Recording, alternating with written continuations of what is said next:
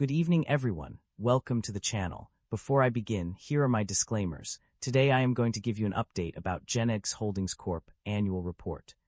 Genedx Holdings Corp., a genomics company, offers a range of services that cater to the needs of patients and healthcare professionals alike. At its core, the company provides genetic testing services, focusing on pediatric and rare disease diagnostics through whole exome and genome sequencing. In addition to these diagnostic services, Genedx also offers data and information services, which provide valuable insights for patients and their families. The company's expertise extends beyond diagnosis, as it develops an AI-based platform for next-generation sequencing analysis, interpretation, and clinical reporting. This cutting-edge technology enables the company to offer testing services for rare diseases, hereditary risk, and cancer. By harnessing the power of genomics and artificial intelligence, Genedx Holdings Corp. has established itself as a leader in the field of genetic diagnostics and research. Unfortunately, I don't have access to the text you provided. However, I can still provide a general overview essay on what might cause a stock price to drop. The stock price of Genedx Holdings Corp. has dropped slightly over the past year due to various market and economic factors. One possible reason is the company's financial performance, which may not be meeting investor expectations. If the company's revenue or profits have declined, it can lead to a decrease in its stock value.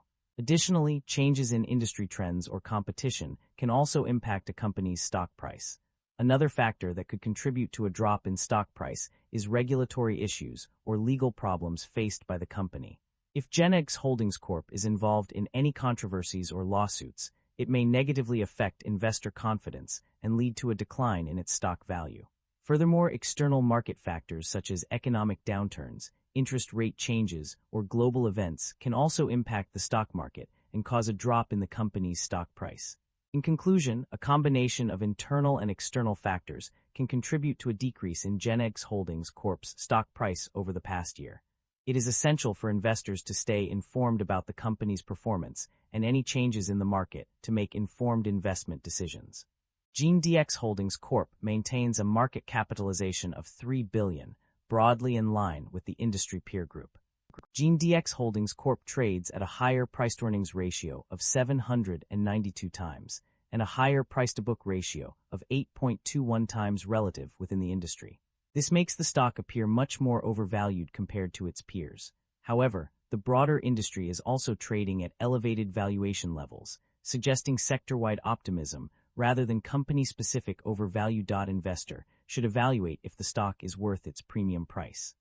The company maintains a moderate leverage profile, with liabilities making up 42% of total assets, suggesting a balanced approach between risk management and capital efficiency.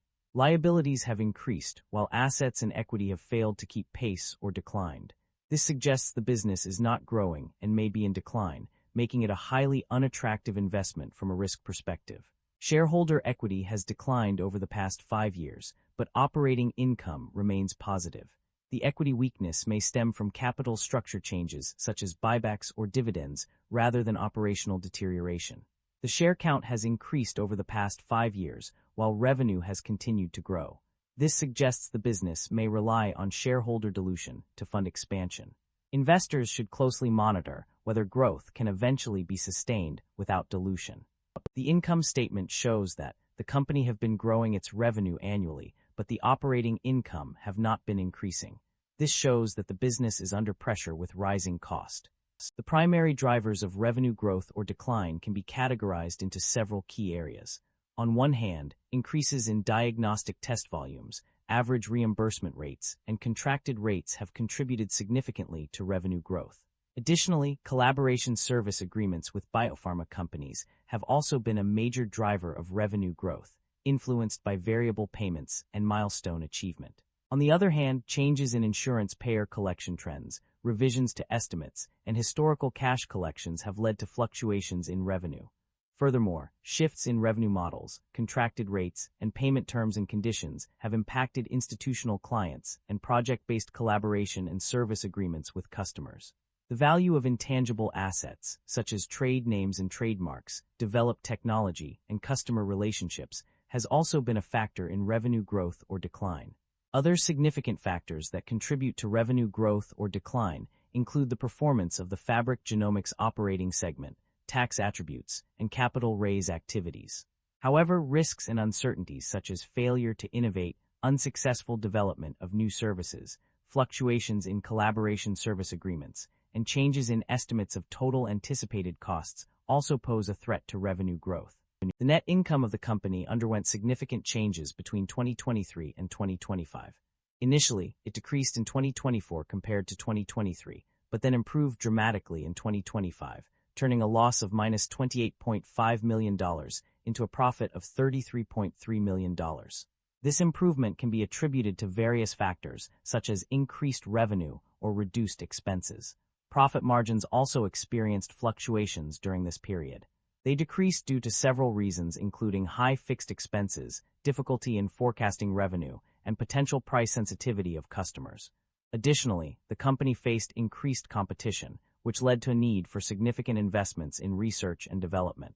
Furthermore, expansion into new fields with lower margins and increasing costs also contributed to the decline in profit margins. The adjusted gross margin and gross margin percentages provide more specific insights into these changes. The adjusted gross margin improved from 65.1% in 2024 to 71.2% in 2025, while the gross margin increased from 63.6% in 2024 to 69.7% in 2025. In contrast, the profit margins decreased due to various factors, such as failure of products and services to perform as expected, inadequate performance resulting in lower confidence in services, reduced customer or partner demand, competitive pressures, and customer demands affecting pricing. Overall, the net income and profit margins underwent significant changes between 2023 and 2025. While the company's financial situation improved in 2025, it still faced challenges such as increased competition and high fixed expenses that affected its profit margins. The company's debt level and interest expenses have undergone some fluctuations over the past period. Initially, long-term debt decreased by $3,737,000 on page 68, indicating a reduction in debt. However, on page 88, it is noted that total debt has increased by $48,176 since the previous period, which seems to contradict this initial decrease. Regarding interest expenses, there are mixed signals as well. On pages 58 and 59, it is mentioned that interest expense decreased by $493,000, minus 16%, from 2024 to 2025, and net interest expense also decreased by $0.5 million during the same period. This suggests a reduction in interest expenses. However, on page 60, it is stated that interest expense, income, net increased by $2,539 in 2025 compared to 2024, which indicates an increase in interest expenses.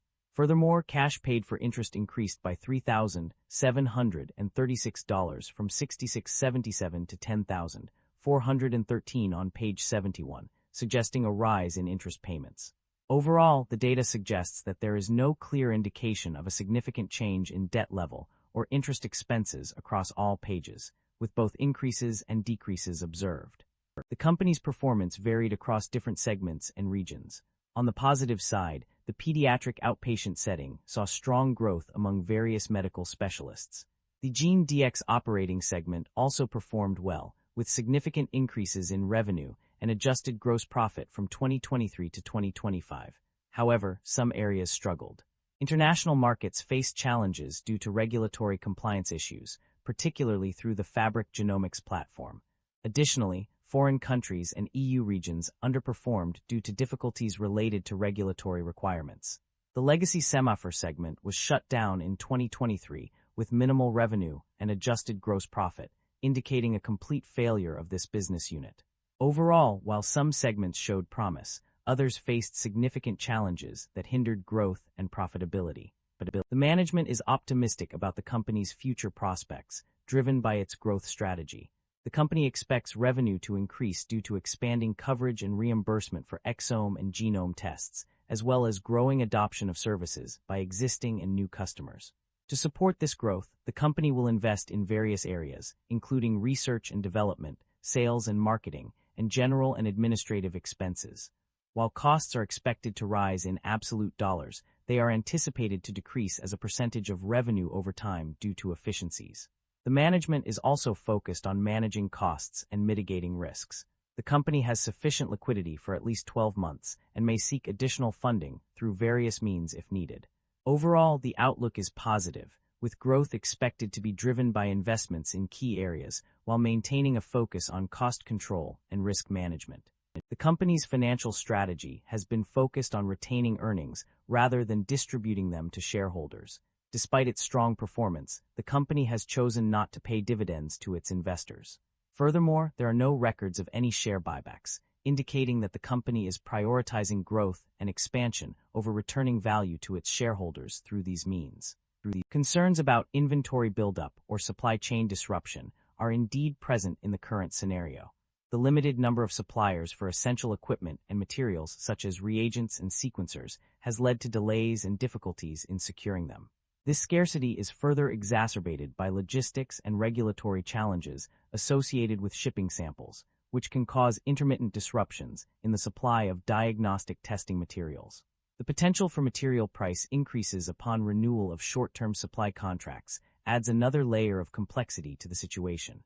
Moreover, challenging macroeconomic conditions could strain collaborators and suppliers, making it even more difficult to maintain a stable supply chain.